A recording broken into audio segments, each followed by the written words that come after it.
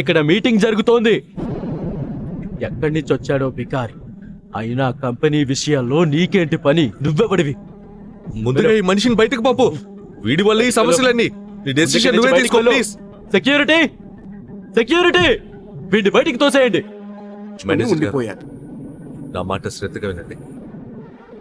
మొదటి విషయం, పురుషోత్తం గ్రూప్ నుండి సికా గ్రూప్ కి వెంటనే 500 కోట్లు ట్రాన్స్ఫర్ చేయండి. ఇంకో విషయం, పురుషోత్తం సికా గ్రూప్స్ మధ్యలో మెజర్ అనౌన్స్ చేయండి. చివరిగా ఓ మాట, మేధా ఇండస్ట్రీ షేర్లన్నీ కొనేయండి వెంటనే.